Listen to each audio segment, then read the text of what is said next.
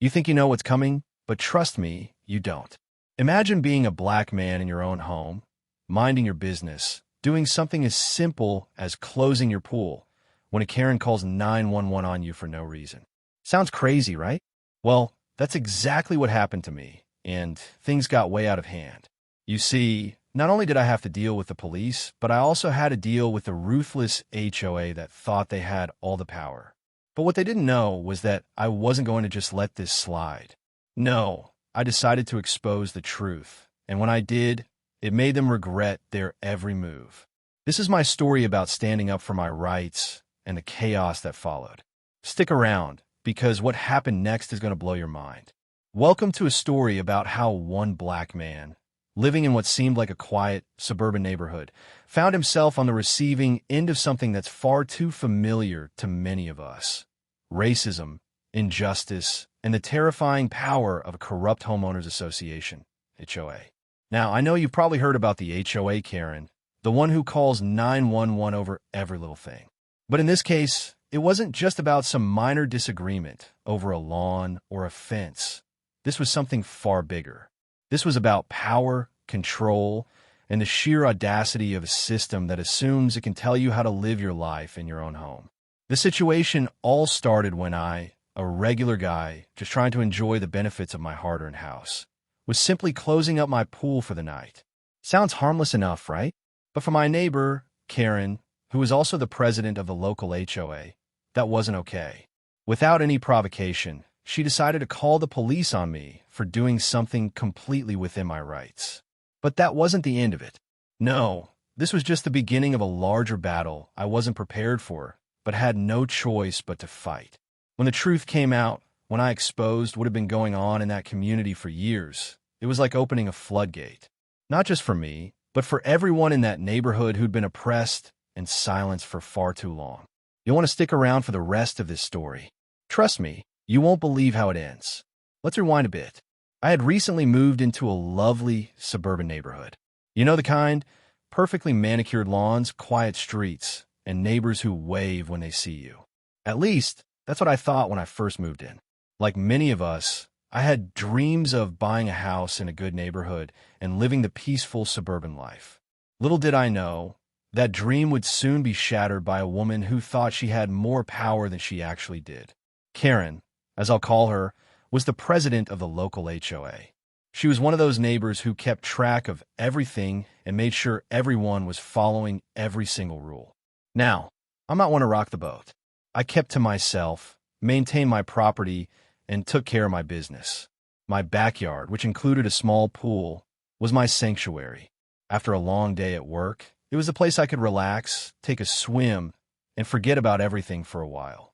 Everything seemed fine until one summer evening when I decided to close the pool for the night. Nothing out of the ordinary, just draining the pool cover, checking the pool filter, and making sure everything was in order. But that's when it all started. The next day, I was met with a knock on my door. Standing on my doorstep was a police officer. I was taken aback. Was I in some kind of trouble? He explained that he had been called by a neighbor who reported a disturbance. Apparently, Karen had called 911, saying that I was trespassing on her property while tampering with my pool. Now, I was stunned. How could closing my pool be considered tampering or trespassing? I asked the officer if she had given any more details, and he said, well, she just said there was a situation she didn't feel comfortable with. It didn't take a genius to figure out that this was no accident. This wasn't just some misunderstanding.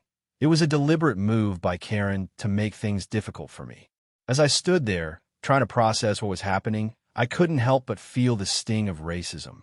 This wasn't the first time something like this had happened to me, but the audacity of Karen calling the cops on me for something so trivial made my blood boil. What bothered me even more was the fact that she hadn't even given me a heads up. She didn't try to talk to me directly. She didn't even bother with a simple conversation. No, she went straight to the police as if my presence in the community was a threat to her sense of order. But it wasn't just about the pool or Karen's ability to call 911. It was about the deeper issue at play. You see, the HOA in my neighborhood had a long history of pushing boundaries. The president, Karen, had used her position to wield power over others, making up rules, imposing fines, and basically acting like the law of the land. But her influence wasn't limited to just me. I started talking to my neighbors, and they shared their own stories of Karen's overreach. Mrs. Thompson, who lived next door, told me that Karen had fined her for having a few extra chairs on her porch. Mr. Williams down the street had been threatened with a fine because his lawn was too green, according to Karen's standards. And then there was Mr. Clark, who had been served a notice because his mailbox was a little too old.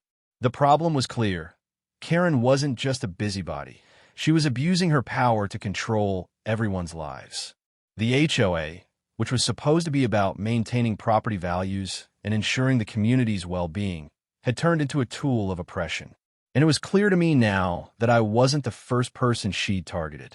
The more I heard, the more it became obvious Karen wasn't just an inconvenience. She was a threat to the community. I knew I had to do something.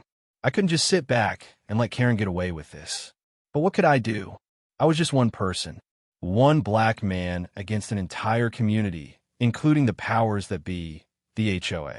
I started gathering evidence. Every interaction with Karen, every little run-in or conversation, I documented it. I made sure I had a record of everything, from the police report to the text messages and emails I received from Karen. I even started speaking to my neighbors more, hoping to get their support. It wasn't long before I realized that I wasn't the only one who felt oppressed. I started speaking with people who had been living in the neighborhood for years, and they all had stories to tell. Some had been fined for the smallest things, others had been threatened with legal action. But what really shocked me was how many of them had been too afraid to speak out. This wasn't just about me anymore. This was about a community silenced by fear, by the power of one woman who thought she could control everything and everyone around her. That's when I knew I had to expose her.